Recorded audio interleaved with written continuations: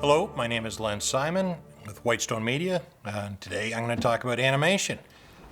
When animating, we have a few traditional steps that we always take. Implementing any kind of, if you're animating any kind of action, we always use the same principles over and over again. There's other principles that you can use for specific circumstances, but in general, when we're animating, we try to have squash and stretch. So if a character's talking or walking or moving, the squash and stretch in that character gives you believability. And it makes it feel like there's volume and to the character. The basic principles behind animation are anticipation, action, and reaction. I'm gonna talk a little bit about that. And then a general principle that we usually use, which demonstrates weight when you're moving a character around, we refer to a bouncing ball principle. So these are the main animation principles that we're going to demonstrate today. And then I'm going to go over some basics, like at a bare bones level, just how to flip, how an animator thinks about a scene and how he starts and completes a scene, and how we draw for animation. So hopefully all these tools are going to be very useful. So basics of drawing for animation. An animator draws a little bit differently than, say, a comic book artist or some illustrators. We use a technique called construction. When we animate, we draw 24 frames for every second. For classical animation.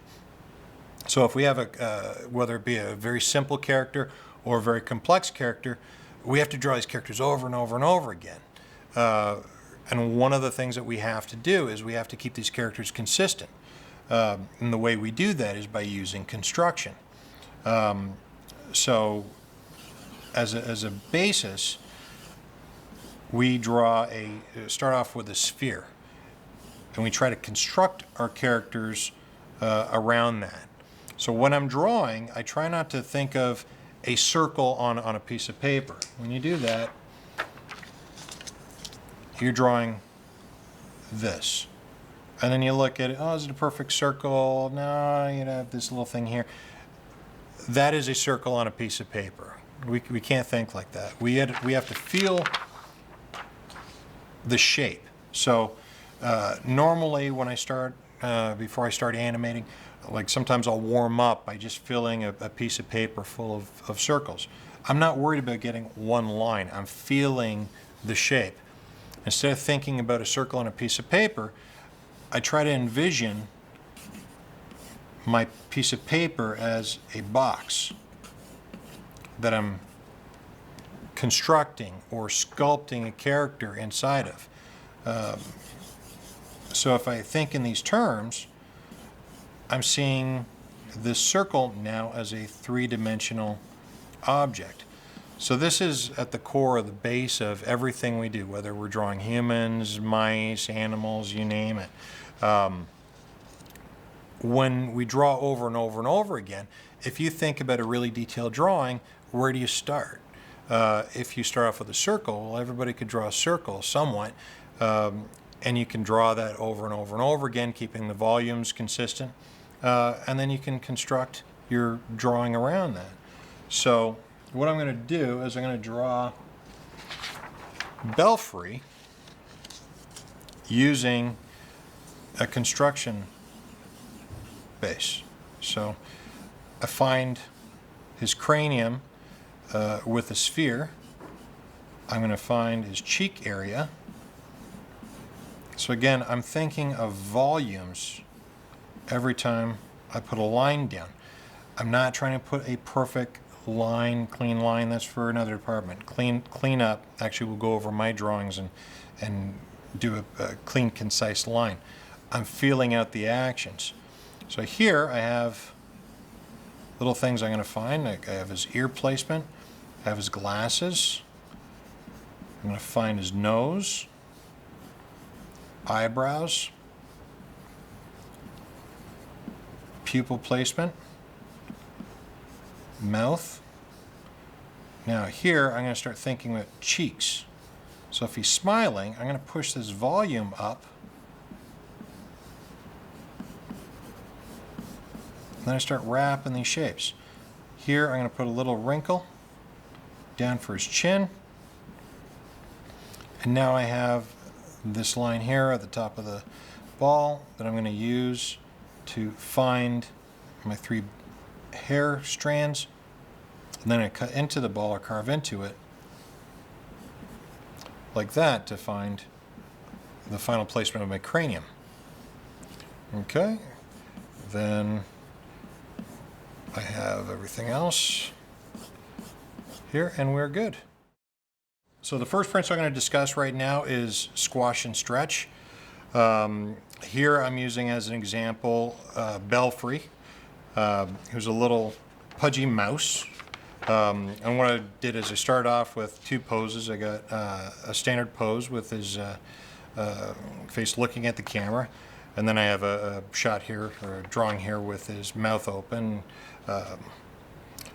and a little bit of a stretch. So what I'm going to do is I'm going to demonstrate squash and stretch by going back and forth between these 2 drawings.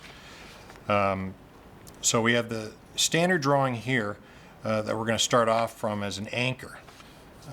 What I'm going to do now is, in order to go into this top drawing, I'm going to anticipate, so I'm going to squash them down, and then I'm going to go into that stretch.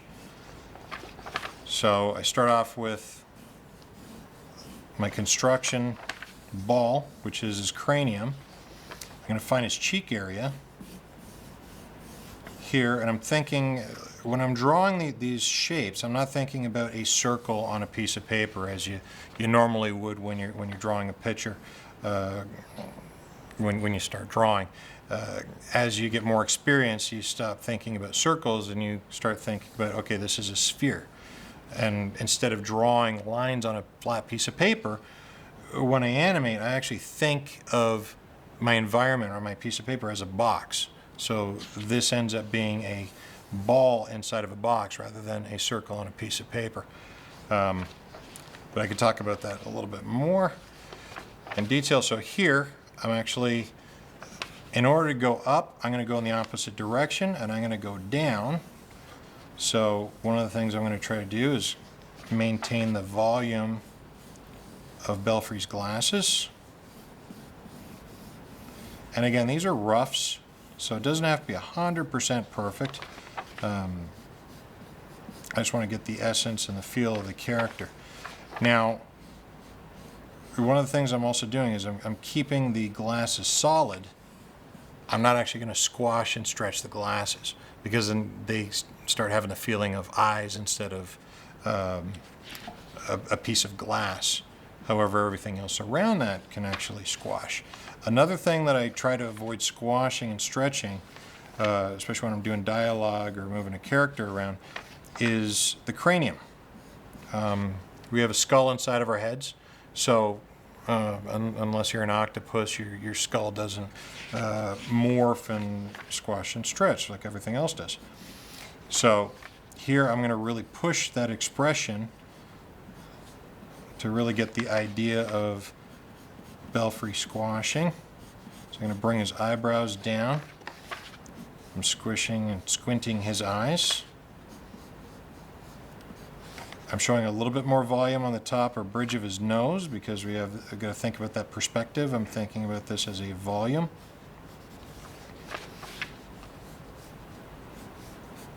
And then I have the cranium here, and then I'm going to bring his hair off of that line. Then as I'm squashing my head down, we're going to drag my ears and have them stay up.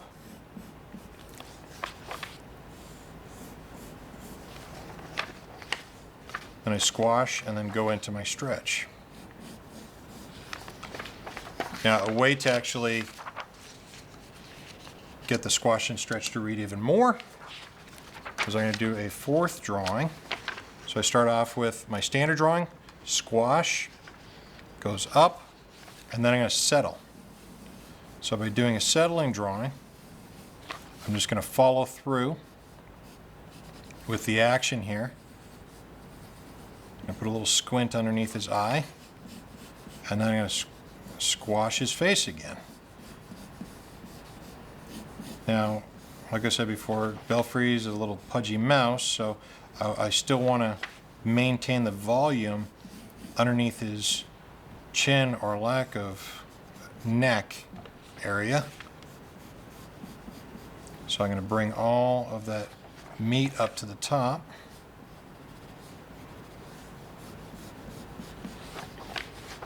And show that little double chin at the bottom here. Now I'm going to follow through with the ears.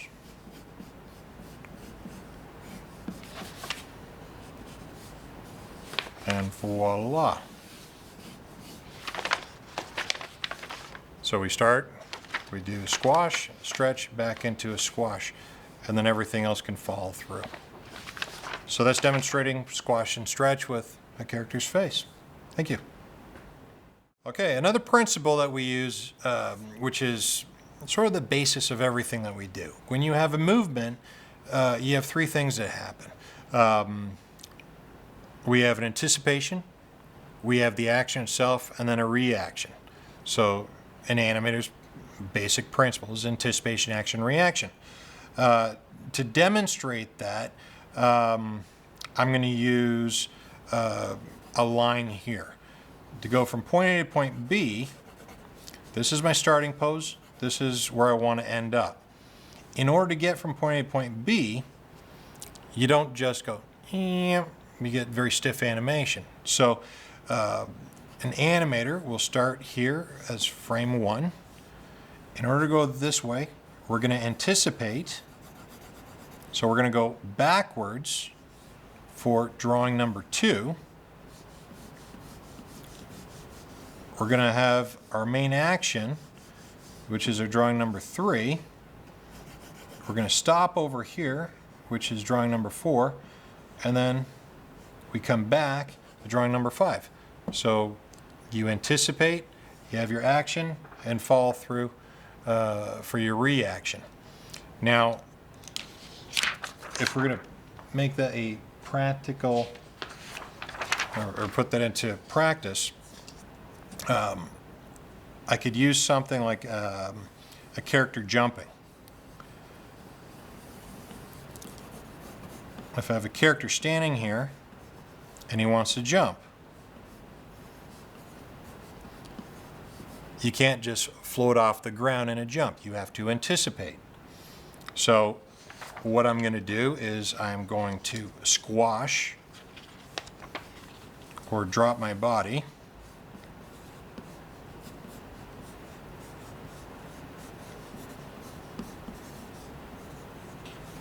So I'm going to squash him down to anticipate the jump. Now, the higher I want to jump, the more anticipation I need. So if I want to do something very subtle, I need very little anticipation. So here I'm doing my anticipation. I jump up in the air.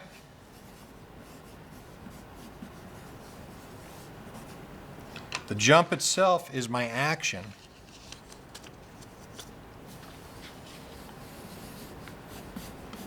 I'm going to get my hang time in the air.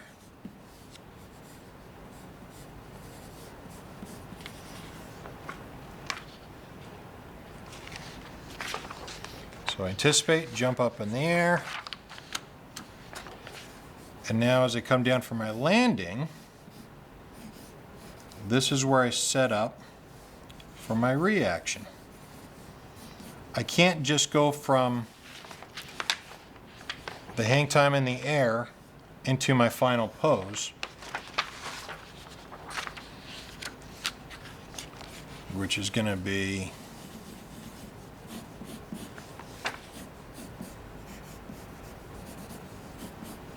here. I'm going to come down, I'm going to land and go past the point of my conclusion. So by landing, I'm going to squash down again.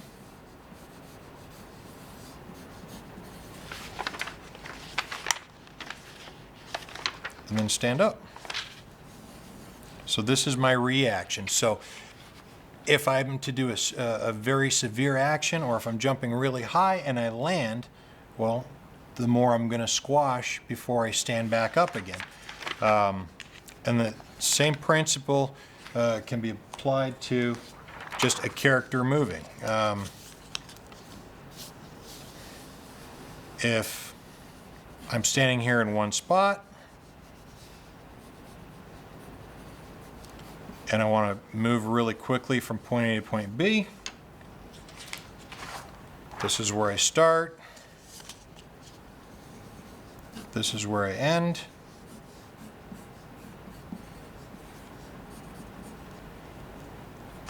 I'm going to do a little Warner Brothers trick here, where I'm going to go from here, do a severe pose,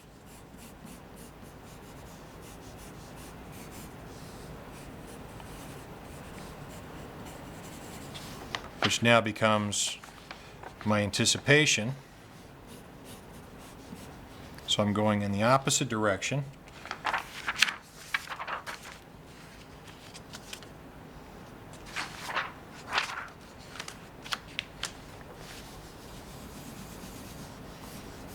Then I'm going to have my fast action. I'm going to do a little gesture here with lots of speed lines for this character running so fast. So he's going to zip across the screen. And now I'm going to go back into this standard pose. And how I'm going to do that is when I stop, I'm going to go into this funny pose where the character's anchored. His feet, hands out to the side. And then I could take this a little bit further. So he's going past the point of where I'm going to end up. But what I'm going to do is extra little reactions though. So I'm going to double up and do something fun.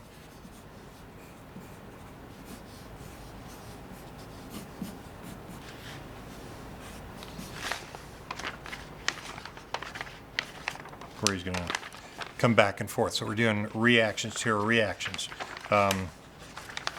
So if I were to do sound effects, it would do a do-yo-yoing as it settles. So here we're demonstrating the principle anticipation, action, reaction in two different ways. One is just going from point A, anticipate, action, reaction. The faster you go, the more anticipation you're going to need, faster your action is going to happen, and then more of a reaction. And the trick about this is you can actually go from point A to point B with zero drawings, but you need more or a really, really exaggerated anticipation and a really, really exaggerated reaction to make that read. But you can actually get it from point A to point B with zero drawings. So the slower you go, sometimes what you can actually do is start moving your feet or the bottom of, in this case, a pencil, and then anticipate with the top of the action and then do a very subtle follow through. So the slower the action, you don't need as much anticipation and reaction. You're not needing that. But by having a slight overlap, you're actually giving it just enough to give life to that motion. So as the basics, there you have it. Okay, as an animator, I need certain tools. Me on my own is no good to anybody. But with a pencil and paper, I can do a lot of things. So for an animator, I can't just use a normal piece of paper. I have to use a piece of paper that has perforations on the bottom or peg holes. Because we draw over and over again, you don't want your animation to be sliding all over the place. So we use a peg bar that has little sticky-outy things here called pegs, and this is what the paper sits in. So we can actually put multiple pieces of paper on the same peg, and my drawing is now anchored. It's not moving around. So basic tools, an animation disc. With an animation table here, you can actually turn on a backlight. I can see through the paper to see the drawing underneath. So that turns on and turns off. The peg bar helps us to anchor our drawings. Sometimes you'll see an animation disc with a top peg bar. Sometimes animators would use that for effects because they don't want to have all the drawings on the bottom peg. Sometimes layout would be done with that. However, for the intents and purposes for someone doing character animation, I actually use bottom pegs. Some character animators flip and do their animation on top pegs. I don't know how they do that, but they do it. Things you need to know. As an animator, it's not about drawing a picture and then moving it a little bit, and then moving it a little bit, and moving it a little bit. We act through posing. That way, when we're animating a scene, the action isn't tedious. We're finding different poses to get that point across. So we'll start off with the first drawing, and then we go to our last drawing, and then we go to the middle drawing. And we use a process that we call flipping. So as a basic, and you can do this with a notepad, you could do this with 3 pieces of 8.5 by 11 paper, or if you do have a peg and animation paper, you can do it with those. But what we do is we lay the top 2 pieces of paper in between our fingers. So what I normally do is I'll grab the top piece of paper with between my thumb and my index finger, and then I'll grab the second piece of paper, or middle one, with the next 2 fingers. And you could flip this way. Now, some people let the middle drawing or middle piece of paper rest on their 2 fingers, and they just release it. You grab the 2 top drawings with those fingers, you pull it up so you're seeing your first drawing, number 1. Drop all the papers down to show number 2, and then with your thumb and your index finger, you pull up the top drawing to reveal drawing number 3. So this is something that you're not going to get overnight. It just takes practice. The tools of the trade, you can actually buy animation paper with the peg holes in it from places like I get my stuff from Cartoon Color, but there's Chroma Color, and I'm sure if you go online you could look up animation paper. When I was in college and was on a bit more of a budget, I used to buy reams of 8.5 by 11 paper, and I invested in a hole punch, and I used to punch my own paper. You can animate on Post-its, but it's whatever you're comfortable with and whatever your budget entails. So that is the bare bones basics of flipping. So hope that's helpful.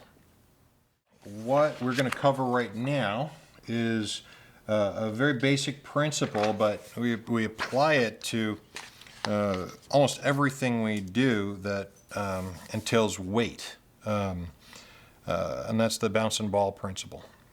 If you attend an animation college, whether you're doing computer animation or hand-drawn classical animation, it's one of the first principles that you learn. I'm going to demonstrate this, and then we're going to go a little bit more advanced, showing some overlap techniques afterwards. So when plotting out a bouncing ball pattern, I look for the ground plane. I think about the path of action that I want the ball to travel, and then I think about I guess the logic or the physics involved in a bouncing ball. In animation, it's taking something that's sort of realistic and believable, and then we put we animate it and cartoonize it and exaggerate it or caricature it in order to apply that principle to hand-drawn animation and have it translate on paper. If you take, say, an Indian rubber ball and throw it, there's a lot of elements that affect that ball bouncing. Number one, you have wind speed. If there's a slight spin on the ball, different elements will change how the path of that ball will actually move. So it doesn't do a calculated movement unless you take any kind of element like wind and surface and weight and density out of the equation. So we have to put so almost a lack of logic and in using certain logic in order to have a believable animated bouncing ball. So first what I do is I think about the path of action. If we start high, come down, energy is taken away every time the ball hits the ground. So if I follow an arc and I plot out that arc, it's going to degrade as we travel. The distance that we travel is going to lessen as we go along. And it doesn't have to be perfect. It's not like, oh, it's this formula. We just get the path of action in a general way. So normally what I'll do is I'll start off with the impact points. So I'll start off with a squash here. And then this is the second impact point. Now there's many principles that we're going to use in a basic bouncing ball exercise. A squash and stretch is a necessity. So here I have my starting position where I want to end up, and I have my high point. Again, I'm just feeling the ball or the sphere out. I'm not worried about getting a perfect line here. I'm thinking about the action more so than anything. Okay, so we do first, last, middle. Then I'm going to come over here between the first two, and I'm going to find my halfway point. Now, one of the things that a bouncing ball is going to do is when we bounce, we have a lot of energy which forces the ball to go up in the air, and then what we have is a hang time, which is in essence a suspension of disbelief. There's a period of time when that ball reaches the top of its arc and it's weightless for a second and then comes back down. So in working at the timing, the closer the drawings are together, the slower the action is going to be. So I start off with a squash, the ball goes up really quickly, and then we have a hang time here. Now, we have a squash, and for every action we have an equal and opposite reaction. So if we have a circle that's now squashed, we're going to come off of that in a big stretch. So go from that squash when we do an equal and opposite reaction, and then the ball goes back into a circle.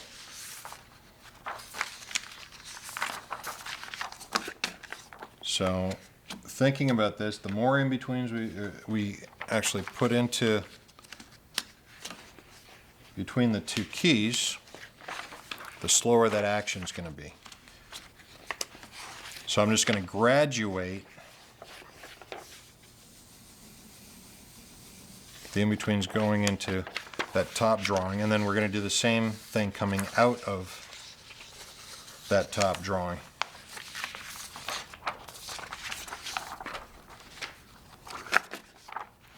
So I'm going to stick one more drawing up the top here.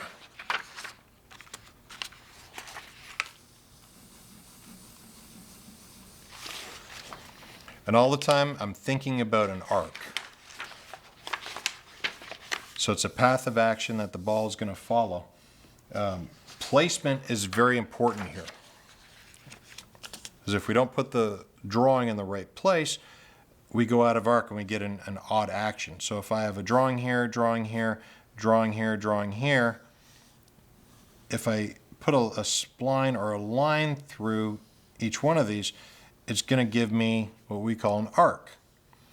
Now placement, I need to put the drawing or the in-between right between the other drawings on that spline or on that arc. If I don't do that, what happens is I go out of arc and then it changes the action. And when you put all these together, you get a herky-jerky action, and it's not fluid. So this is very important to follow through, whether you're doing a bouncing ball, whether you're just doing an action with the character turning his head. If you don't follow your arcs, you get this herky-jerky action. The other thing is also placement and spacing of your in-betweens. In a bouncing ball, we go from fast to slow by grouping our in-betweens close together at the top of the arc. If we don't follow a proper spacing, what ends up happening is you get two drawings close together, two drawings close together, and again you get a herky-jerky action. So this is the first half of the bouncing ball going up to the top of the arc. Now coming down, we're going to follow the same sort of pattern. We have gravity, which is now playing a part. So normally how I handle the ball coming down is I will actually have probably a few less drawings coming down than I have coming up, because we have gravity working with us. When we bounce, hit the ground, we have a lot of energy pushing us up. We get that hang time, and then the gravity kicks in, and we get a little bit more weight coming down. So I'm just going through and getting placement.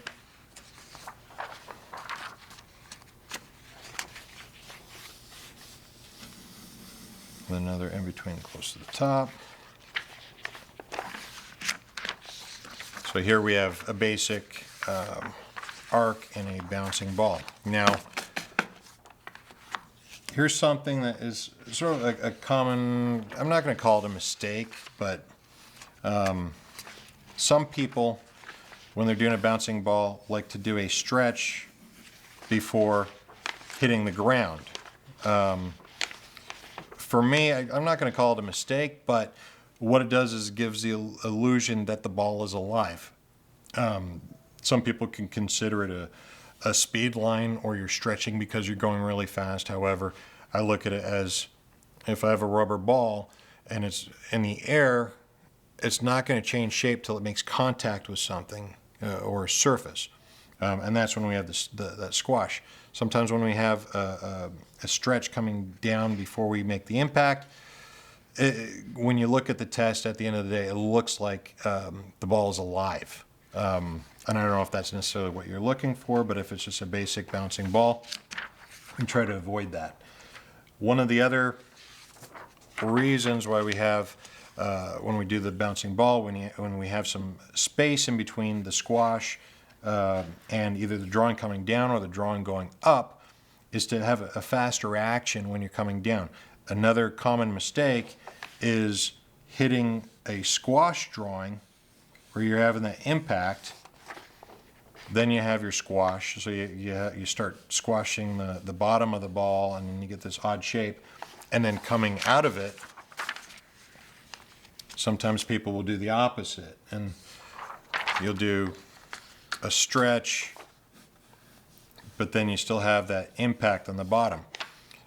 What you're going to get when you actually shoot this is a sticky ball. So you're making contact with the ground, and then it feels like, I don't know, it's a sticky surface, and it sort of sticks to the bottom. Now, if this was a person that you're using the bouncing ball principle for, then that stretch coming down, that contact where they're feeling the weight and then jumping up, is now giving the object personality, and that's where that principle would come in. So here's the basic principle for the bouncing ball and some things to think about included. So, okay, so here we have a completed bouncing ball posed out, just bare bones, the ball on its own. So what I'd like to demonstrate is taking this basic principle and making it complicated a little bit by adding a rag to it. This is going to demonstrate overlapping action and follow through.